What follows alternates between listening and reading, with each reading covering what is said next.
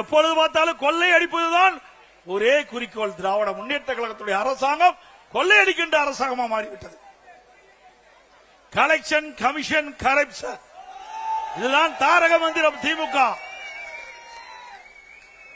இதைத்தான் அவர்கள் 5 ஆண்டு காலம் செய்தார்கள். மக்களுக்காக எந்த நன்மையும் செய்யவில்லை. எந்த பெரிய திட்டத்தையும் தமிழ்நாட்டு மக்களுக்கு கொடுக்கல, சென்னை மாநகர மக்களுக்கு கொடுக்கல.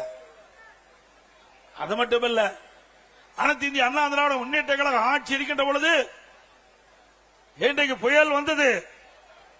அந்த புயல் வருகின்ற பொழுது மக்கள் பாதிக்கப்படக்கூடாது என்பதற்காக அனைத்து இந்திய அண்ணா திராவிட முன்னேற்ற கழகம் போர்க்கால நடவடிக்கை எடுக்கப்பட்டது. வர்த்தா புயல், கனமழை, இன்றைக்கு சென்னை மாநகரம் முழுவதும் மரங்கள் சாய்ந்தன, மின் கம்பங்கள் உடைந்தன, டிரான்ஸ்பாரம் பழுதடைந்து விட்டது.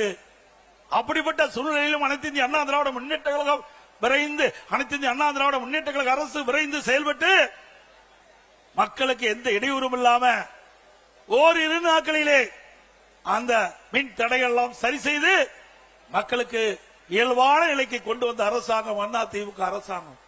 சென்னை மாநகரத்தில் மட்டும் 2 லட்சம் மரங்கள், 2 லட்சம் குப்பைகள் மாநகராட்சியிலிருந்து அகற்றப்பட்டன. இப்படி மக்களுக்கு பிரச்சனை ஏற்படுகிற போது அந்த பிரச்சனையை தீர்க்கக்கூடிய வல்லமை படைத்த அரசாங்கமா அனைத்து இந்திய அண்ணா திராவிட முன்னேற்ற கழக அரசு விளங்கியது.